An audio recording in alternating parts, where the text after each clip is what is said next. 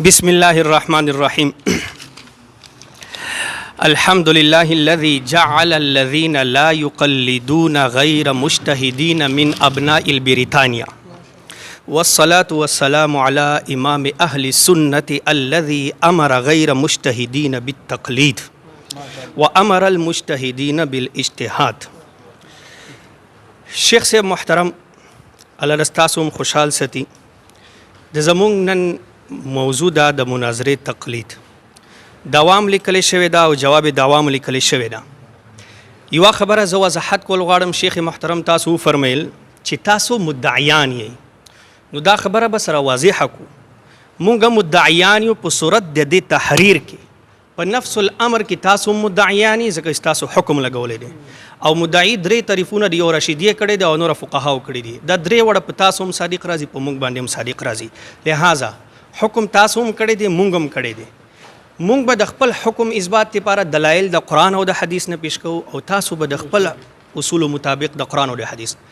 اول خبره خدا ټول ملګری ذهن ته واچوي چې نن به خبره خالصتا په قرآن او په حدیث رڼا کې کیږي او د قرآن او د حدیث به هغه فهم معتبر وي چې کوم سلف واغستې دي، سلف صالحین واغستې. ټیک شه، متفقه چې کوم مفسرین دي اتفاقی او محدثین دي او شارحین د حدیث او هغوی اغستې دي. زه ټولو نه مخکې راځم خپل مناظرې دعوې ته. زمونږ دعوه دغه لیکلې وه، دعوه اهل سنت والجماعت. ہمارا دعویٰ ہے کہ مسائل اجتہادیہ میں غیر مجتہد کے لیے تقلید شرعاً ثابت ہے اور جو آدمی اس کا منکر ہے وہ فاسق ہے. پدې کې ما دعوام ذکر کړی دا او څوک چې د زما د حکم مخالف دی هغه څه حکم دی هغه ما ذکر کړی دی. د زما په دعوې کې اول ټکی دا راغلی دی مسائل اجتهادیه. اجتهادي مسائل د دې زه وضاحت کول غواړم. اجتهادي مسائل ډیر قسمونه دي، د اقتالجید خیر په هغې باندې به انشاءالله بیا راځو. یو مسائل هغه دي چې په قرآن او په حدیث کې صراحتا نشته دي، هغې تعلق د قیاس سره دی، هغه هم اجتهادي دي. د دې مثالونه دي او بهرحال تاسو ټول علما یې. زه به درته مثال کې طور بر یو انسان دی هغه رکوع ته لاړو لمانځه کې او په رکوع کې د لمانځه کې سبحان رب العظیم په ځای باندې سبحانک اللهم وویله. اوس یو خو دنه سبحان رب العظیم پاتې شو او بل د پکې سبحانک اللهم ویله. نو په رکوع کې د سبحانک اللهم ویلو څه حکم دی؟ نو د دې تعلق د قیاس سره دی. قیاس څنګه دی؟ سبحان رب العظیم ویل سنت دی او په ترک د سنت سره سنت صلات فساد نه راځي، لمونځ نه فاسد کیږي. ٹھیک شو، هغه خو سبحان رب العظیم نه ویل، خو سبحانک اللهم ویلو څه حکم دی؟ هغه قیاس سره تعلق دی چې چونکې سبحان رب العظیم هم تعظیمی کلمه ده او سبحانک اللهم هم د تسبیح کلمه ده او د الله جل جلاله په صفاتو کې تعظیم او تسبیح دواړه لازم او ملزوم دي. لہذا الموږ په صحیح دي څه فساد پکې نه لازمیږي. نو بعضې داسې مسایل دي چې هغه په قرآن او حدیث کې صراحتا نه، نو هغې دې ته هم اجتهادي مسایل وایي. بعضې داسې مسایل وي چې هغه په قرآن او حدیث کې خو راغلي خو پکې تعارض راغلي، احتمالات پکې د یوې نه زیات دي. مثلا احادیث د رفع الیدین هم شته دي او احادیث د رفع الیدین نه کولو هم شته دي. اوس پکې تعارض راغی، نو په دې ځای کې هم دې ته هم اجتهادي مسله وایي. په دفع تعارض په سلسله کې غیر مجتهد باندې د مجتهد داسې مجتهد چې د هغه مجتهد کېدل په دلیل شرعي سره ثابت وي، یعنې اجماع سره، او د هغه مذهب مدون او محرر وي او موږ ته را رسېدلی، د هغه تقلید واجب دی. موږ یې واجب ګڼو او دلته موږ لیکلی دي چې ثابت دی. انشاءالله دغه خبره به موږ ثابتوو. او دغه بعضې کله داسې چې تعارض خو پکې نه وي خو احتمال پکې د یوې نه ډېرې مني. مثلا والمطلقات يتربصن بانفسهن ثلاثه قروء، او قروء د جمع د قر ده او قر ان کې معنی د طهر هم راځي او حیض هم راځي، احتمال پکې د یوې نه ډېرو معنی راغی. نو دلته هم د دفع تعیین احتمال واحد په سلسله کې هم په غیر مجتهد باندې د مجتهد تقلید لازم دی. بهرحال دا ما مختصر وضاحت وکړو د مسایل اجتهادیه. بیا په دې کې مونږ لیکلی چې غیر مجتهد دپاره مجتهد به اجتهاد کوي، غیر مجتهد ګورئ انسانان په دوه قسمه دي. زه د دې وضاحت کول غواړم. بعضی انسانان هغه چې هغوی ته د قرآن او په حدیث کې د استنباط او براه راست د مسایلو مهارت او ملکه الله جل جلاله ورکړي، او بعضی هغه چې هغه په اجتهاد درجه باندې فایز نه.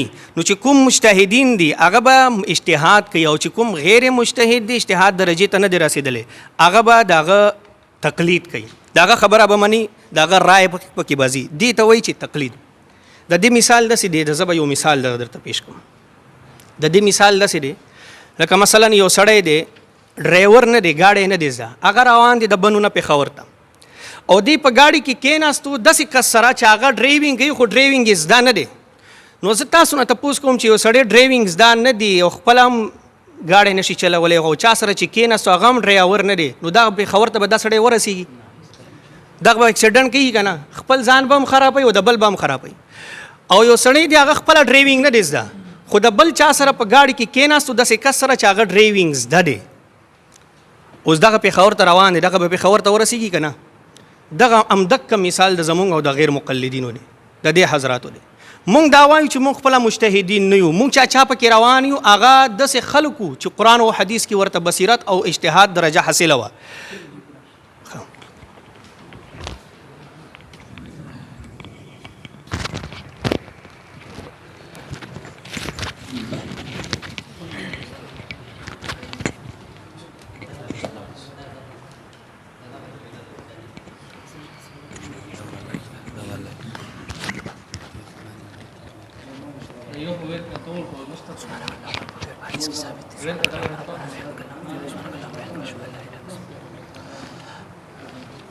الحمد لله الذي كسى أهل الحديث رداء الشرف والتعظيم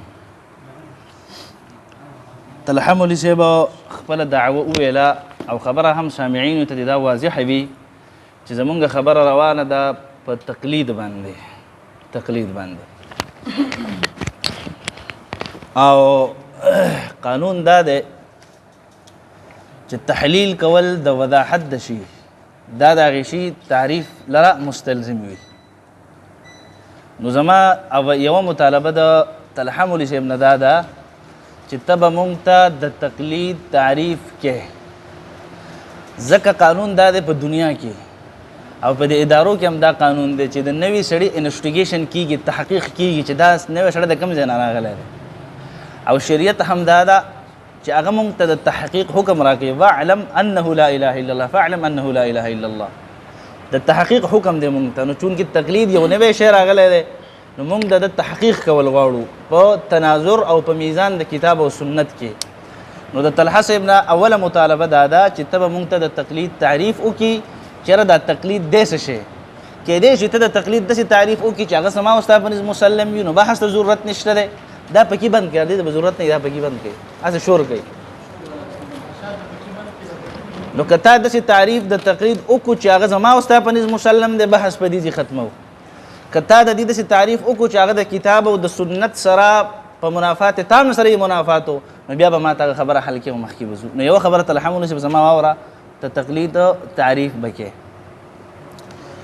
دویمه خبره زما دا د تلحمل صاحب سره ولیکه او دا وضاحت زه ستا نه غواړم چونکې تاسو په حیثیت د مقلدینو راغلی او بحث کوئ په تقلید باندې نو اولا ته به ما ته په خپل طبقې وضاحت وکړي علی الاشتراک د طبقې وضاحت چې ستاسو کمې طبقې لیکلی شوي دي د احنافو اووه طبقې دي په هغې کې ستا ته چې بحث کې ستا کمه طبقه ده ته به د کمې طبقې د حیثیت نه بحث کې آیا ته مجتهدي یا مجتهد مطلق یا مجتهد فی المذهب یا ته مقلدي چې کومه اومه طبقه ده نو د خپل کتاب نه به ما ته وضاحت وکړي د دې دپاره چې زه پوه شم چې زما سره مخې ته ناست آیا محقق دی آیا مجتهد فی المذهب دی آیا مطلق مجتهد دی او کنه هغه مقلد دی چې هغه د بحث استعداد لري یا نه لري د خپل اصولو نه به ما ته د خپل طبقې وضاحت کې دا زما دویمه خبره شوه بل زه به د جوابونو د سوالونو جوابونه په طریقې د لف نشر غیر مرتب سره مولوي صاحب مثال ورکړو د ګاډي چېرې ګاډی دی او سړی چلی او ډریور نه دی نو دا خو تاسو سره موږ په خارج کې ومنو خو موږ سره خو د ډریور داسې ماهر ډریوران شته که نه قرآن او حدیث دا داسې ګاډی دی چې دا تا خپل مقصود جنت ته رسوي دا صحیح لاره ده دا نه خطا کېږي نو موږ سره چې کوم ګاډی دی هغه ښه ډریور دی چې رسول الله صلی الله علیه وسلم موږ هغه په صحیح لاره باندې بوځي دا مستا د مثال په طور جواب وکړو نور دا لفظ چې ما کوم استعمال کړو دا ستا د خبرې د وضاحت د وجې ده نو یو دا ده چې زموږ سره کتاب او سنت شته هغه موږ جنت ته او اسلام او صحیح رایې ته رسوي دویمه خبره تا د مسایل اجتهادیو وکړله او ستا په دعوه کې لیک هم دا دي چې زموږ دعوه دا ده چې موږ په مسایل اجتهادیو کې تقلید کوو په مسایل اجتهادیو کې اولا زما سوال دا دی چې ته به د اجتهاد تعریف وکړي او د مجتهد تعریف به وکړي دا ځان سره نوٹ کا. دویم سوال زما دا دی چې ته وایې چې په مسائل اجتهادیو کې تقلید ثابت دی، آیا په مسائل اجتهادیو نه علاوه تقلید ثابت نه دی؟ دا ستا د دعوی دویم شق سلبي دی. نو ته به په خپل دلیل سره د خپل دعوی دو شقونه ثابتې. یو داسې دلیل به پیش کې چې پای کې یو دای چې په مسائل اجتهادیو کې الله او د الله رسول ویلي دي چې تاسو د علماو تقلید یعنی بې دلیل خبره ومنئ، او په مسائل غیر اجتهادیو کې تاسو بې دلیل خبره مه منئ، په خپله په هغې باندې عمل کوئ. یو د دې خبرې به وضاحت ماته وکړي. دویم وضاحت به ماته دا وکړي چې په مسائل اجتهادیو کې تاسو ته به مونږ کوم نوم وایو، دا غیر اجتهادیو کې چې کوم منسوسي ورته تاسو وایې هغې کې به مونږ تاسو ته څه نوم وایو؟ محققین به درته وایو که تاسو ته به مونږ متبعین وایو که مقلدین به وایو؟ نو د دې خبرې وضاحت به هم ته مونږ ته وکړي. بله دا خبره ده چې اسلام کې هره خبره صراحتا کنی خو یعنی منسوسي ده، هره خبره په اسلام کې دا منسوسي ده. دا خبره د احنافو د قرآن خلاف ده چې هغه وایي مسائل دو قسمه دي، منسوسي او غیر منسوسي، بلکې هره مسله منسوسي ده. اليوم اکملت لکم دینکم، الله وایي نن مې دین کامل کو. د کمال څه معنا ده؟ اليوم اکملت لکم دینکم، دین مې پوره کړله، مطلب هره مسله ما تاسو ته په قرآن او حدیث کې ښوولې ده. نو لهذا هره مسله هغه منسوسي ده. البته په قصور علمي سره یو مسله پټیږي چې د انسان علم د هغې نه قاصر وي، لکه یو سړی اعلی مصري دی، یو سړی کمزوری مصري دی، نو اعلی مصري هره خبره معلومولی شي، خو کمزوري مصري نه هغه څه خبرې پټې پاتې کېږي. دا معنا نه ده چې ګویا مصریتوب دوه قسمه دی، یو صریح دی او بل غیر صریح دی. نو داسې مسایل هم ټول صریح ټول منسوسي دي، خو څه د قصور علمي په بنا باندې پټې چې د هغې وضاحت کېږي، خو مسله منسوسي ده. نو ستاسو دا خبره اولا موږ نه منو چې تاسو وایي مسایل دوه قسمه دي، منسوسي او غیر منسوسي. بل به ته موږ ته واضح دلیل پیش کړې چې رسول الله صلی الله علیه وسلم ویلي چې زه د دنیا نه لاړم ما تاسو د دوه مسایل پرېښودل، یو منسوسي دي بل غیر منسوسي دي. نو په منسوسي کې به ته رسول الله زما خبره ډایرکټ منې د چا تقلید به نه کې، او په غیر منسوسي کې به ته تقلید کې. بسم الله الرحمن الرحیم. دا راکه شیخ صاحب دا راکه مایک راکه یو ځان سره پرېږده. ټیم لا ما سټارټ کوو ښه اوس ټیم سټارټ. بسم الله الرحمن الرحیم. شیخ صاحب ما خو خبره د دې ځای نه اخته کړې وه چې زمونږ چې کومه دعوه ده زه راځم د خپلې دعوې په یو جز باندې درته وضاحت کوم. په هغې کې مخکې تقلید لفظ هم را روان دی، خو پته شته نه شیخ صاحب باندې چې دغه تقلید دومره سیز ولې بد لګېږي، دومره وارته ولې خطا شوی دی چې دې مخکې نه راغی. ښه ما وضاحت وکړو د مسایل اجتهادیه، خو چونکې وخت را باندې مکمل شو. دوم مثال زه هغې پیش کوو. شیخ صاحب ما مثال پیش کړی چې یو سړی دی ډرایوینګ نه دی زده، هغه بل ډرایور سره کېناستو، هغه روان دی پېښور ته، هغه هم ډرایوینګ نه دی زده. دغه مثال د غیر مقلدینو چې خپل هم په قرآن او په حدیث باندې مجتهدین نه دي او چا پکې روان دي هغه مجتهدین نه دي. او موږ د دویم مثال چې دغه د مقلدینو چې خپل خو د قرآن او حدیث باندې په درجه د اجتهاد کې نه پوهېږي او چا پکې روان دي هغه مجتهدینو.